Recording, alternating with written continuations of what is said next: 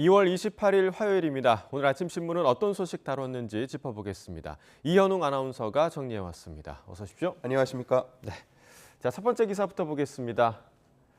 자, 오늘 2월 마지막 날이니까 이제 내일이 3일절인데 이렇게 연휴 이렇게 만들어서 여행 떠나시는 분들 많더라고요. 일본 여행이 요즘 인기죠? 네, 그렇습니다.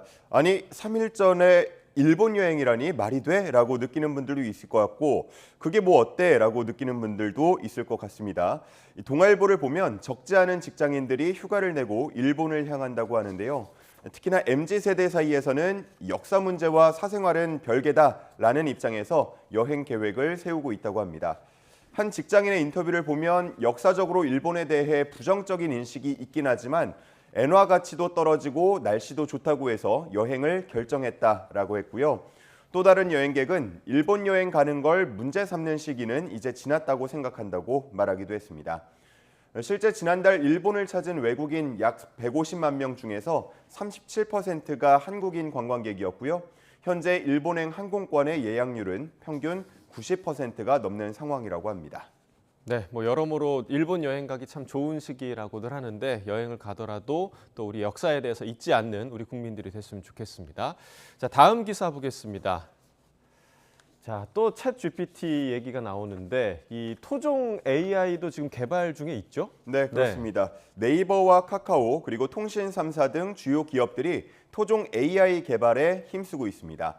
이전에 챗 GPT를 사용해 본 분들은 느꼈겠지만 한국어로 물었을 때 좀 엉뚱한 답변이 나오거나 한국 문화를 잘 모르는 듯한 답변을 내놓곤 하는데요. 하지만 국내 기업들이 개발 중인 토종 AI는 보다 한국에 대한 풍부한 이해를 바탕으로 하고 있기 때문에 실생활에 큰 도움이 될 걸로 전망이 되고 있습니다. 네, 자 여기 기사에 나온 내용을 보면 고속도로에서 오토바이를 타도 되나요? 라고 챗GPT에 물었을 때 이제 우리 네이버에서 개발한 AI에서는 한국에서는 고속도로와 자동차 전용 도로에서 오토바이 통행이 금지되어 있습니다라고 정확하게 얘기를 하네요. 근데 챗GPT는 좀 정확하지가 않은 것 같아요. 예, 그렇습니다. 일반론적인 얘기를 네네. 보통 하곤 하는데요.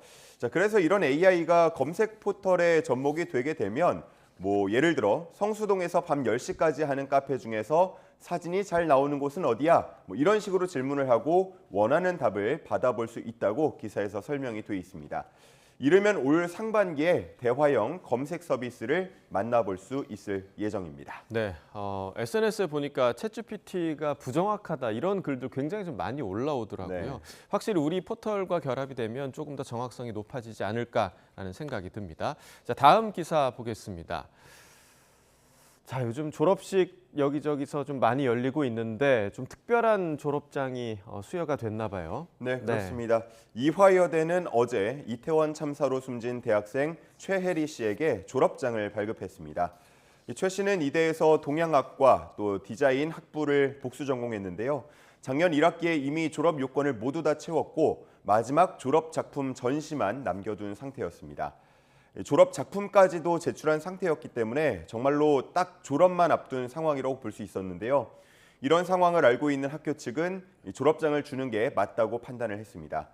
졸업장은 고인의 어머니에게 전달이 됐는데요. 어머니는 모두가 즐거운 때 혼자 눈물바다가 될 것 같다면서 졸업식에 직접 참석하지는 않았고요. 지인을 통해서 졸업장만 받아왔다고 합니다. 어머니는 아이가 꼭 가고 싶어 하던 학교에 졸업장을 받게 됐는데 곁에 아이가 없다는 게 실감나 슬프다면서 공부만 하고 또 고생만 하고 떠난 것 같아서 마음이 아프다고 전했습니다. 네, 졸업식에는 참석하지 못하신 어머니의 마음이 참 공감이 되는 것 같고 다시 한번 삼가 고인의 명복을 빕니다. 자, 다음 기사 보겠습니다. 자, 스타벅스가 중국에 매장을 3,000개 더 지금 설립을 한다라는 내용이네요. 지금 상황에서도요? 네, 그렇습니다. 지난 23일 중국 방역 당국은 코로나19 대유행으로부터 벗어났다라고 발표한 바 있습니다. 그러면서 리오프닝에 대한 기대감으로 세계 기업들의 중국 공략이 재개되는 분위기인데요. 미국의 소비재 기업들도 중국 진출에 속도를 내고 있습니다. 미중 갈등으로 인해서 미국의 기술 기업들은 중국 투자를 꺼리고 있지만 식품이나 패션 기업들은 적극적으로 투자를 확대하고 있는데요. 스타벅스는 2025년까지 중국에 점포 3,000개를 더 열기로 했고요. 맥도날드도 올해 900여 개 매장을 중국에 더 열기로 했습니다. 중국에 진출한 글로벌 패션 업계의 매출도 최근 다시 살아나는 분위기인데요. 이에 따라 랄프로렌 등은 신규 매장을 열기로 했습니다. 이 기사에서는 경제 성장률 회복을 신경 쓰는 중국 입장에서도 최근 미국 기업에 대해서 전향적인 자세를 보이고 있다고 전하고 있었습니다.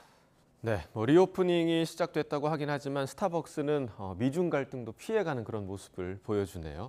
자, 마지막 소식 보겠습니다. 자, 스포츠 소식인데요. 벤투 감독의 후임이 누구냐 그동안 굉장히 좀 궁금했는데 독일의 전설이죠. 클린스만 감독으로 낙점이 됐나 봐요. 네, 그렇습니다. 네. 독일 축구의 살아있는 전설이라고 불리는 위르겐 클린스만 감독이 우리 축구대표팀의 새 선장이 됐습니다. 클린스만 호는 3월부터 2026년 북중미 월드컵 본선까지 3년 5개월 동안 항해를 보장받았고요. 클린스만 감독은 다음 주 중에 입국해서 본격적인 활동을 시작할 예정입니다. 이 선임 과정에서는 축구 철학, 또 한국 축구에 대한 이해도 등이 검증됐다고 하고요. 벤투 감독처럼 임기 동안 한국에 거주하는 조건도 받아들여진 걸로 전해집니다.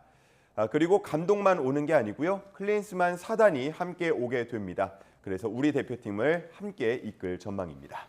네, 1990년대는 독일의 대표 골잡이였고 또 감독으로서도 좋은 성적을 내기도 했지만 최근에 좀 잡음이 있었어요. 네, 그렇습니다. 2019년 독일 분데스리가 헤르타 베를린의 감독을 사임한 뒤에 3년 동안의 공백이 있다는 점이 문제로 지적이 되고 있고요. 또 전술을 다루는 능력에 의문을 제기한다면서 몇몇 옛 제자들이 폭로를 하기도 했습니다. 지금으로서는 몇 가지 물음표가 달려있는 상황이라고 볼 수 있겠는데요. 먼저 다음 달 24일 콜롬비아전 평가전을 어떻게 치를지 지켜보면 될 것 같습니다. 오늘 오후 2시 축구회관에서는 클린스만 감독 선임과 관련한 공식 기자회견도 진행될 예정입니다. 네, 감독으로서는 분명 평가가 엇갈리는 부분이 있는 건 사실이긴 하지만 또 뚜껑을 열어봐야 하기 때문에 감독으로서 우리 축구를 한 단계 성장시켜주길 기대해 보도록 하겠습니다. 굿모닝 브리핑 이현웅 아나운서와 함께했습니다. 고맙습니다. 감사합니다.